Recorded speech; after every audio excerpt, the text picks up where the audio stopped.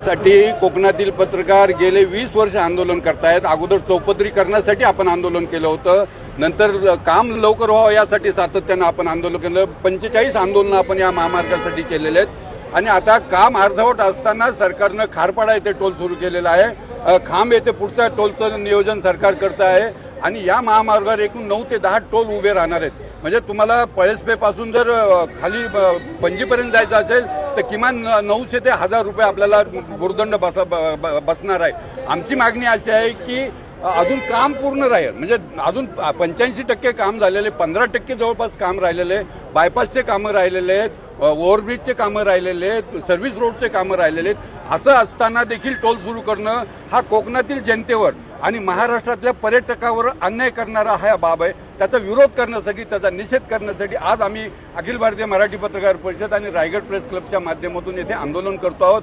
माझी सरकारला विनंती आहे की सरकारच्या निष्काळजीपणामुळे, सरकारने विलंब केल्यामुळे हा रोड 20 वर्ष रखडलेलं या रस्त्याचं काम आणि दरम्यानच्या काळामध्ये 2500 लोकांचे जीव या महामार्गावर गेलेले। सरकारने 2012ला ज्यावेळेस हे काम सुरू केलं त्या पूर्व नियोजित कार्यक्रमानुसार 2014ला हे काम पूर्ण होणं अपेक्षित होतं। त्या काळामध्ये जर हे काम झालं असतं तर पुढचे जे 2500 जीव या महामार्गावर गेले, रक्त जे सांडले लोकांचं ते टळलं असतं। त्यामुळे या 2500 लोकांच्या बळीची जबाबदारी ही सरकारची आहे आणि सरकारने याचं प्रायश्चित्त म्हणून पुढची 10 वर्ष देखील तरी या रोडवर टोल सुरू करता कामा नये। आपल्याला माहिती आहे की जसा खारपाड्यात हा टोल सुरू झाला त्याच पद्धतीने सिंधुदुर्गामध्ये देखील टोल सुरू केला गेला होता, परंतु स्थानिक जनतेचा रेटा, तिथल्या नेत्यांचा आग्रह, त्यामुळे तो टोल बंद आहे। मी परवा सिंधुदुर्गला जाऊन आलेलो आहे। माझी कोकणातल्या रायगडच्या सर्व पक्षीय नेत्यांना विनंती आहे की त्यांनी देखील ह्या सगळ्या विषयामध्ये लक्ष घालावं आणि किमान काम पूर्ण होईपर्यंत या टोलची जी वसुली आहे, टोलच्या माध्यमातून जे जनतेची लूट सरकारने केलेली आहे, सुरू केलेली आहे, ती थांबवावी।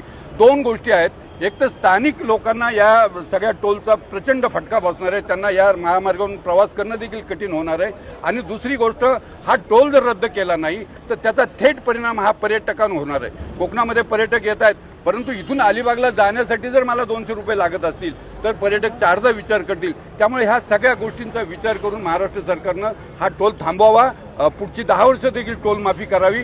अन्यथा आम्ही सनदशीर मार्गाने आज येथे आलेलो आहोत, सगळ्या कोकणातले पत्रकार सनदशीर मार्गाने येथे आलेले आहेत। सरकारनं जर आमच्या मागणीचा विचार केला नाही तर जूनच्या पहिल्या आठवड्यामध्ये महाराष्ट्रातील सगळे पत्रकार येथे येतील, हजारो पत्रकार येथे येऊन ह्या महामार्गाचा रस्ता रोको आम्ही आंदोलन करू। इथून पुढे कोणी जाणार नाही याची आम्ही दखल घेऊ। माझी आजचं हे आंदोलन हे प्रतिकात्मक होतं, शांततेच्या माध्यमातून होतं, परंतु सरकारनं कोकणी जनतेचा, आम्हा पत्रकारांचा जास्त अंत पाहू नये आणि तातडीनं ही जी काही टोल वसुली केलेली आहे, जिजिया कर सुरू केलेला आहे पूर्वीच्या काळातला, तो थांबवावा अशी माझी या निमित्तानं मागणी आहे।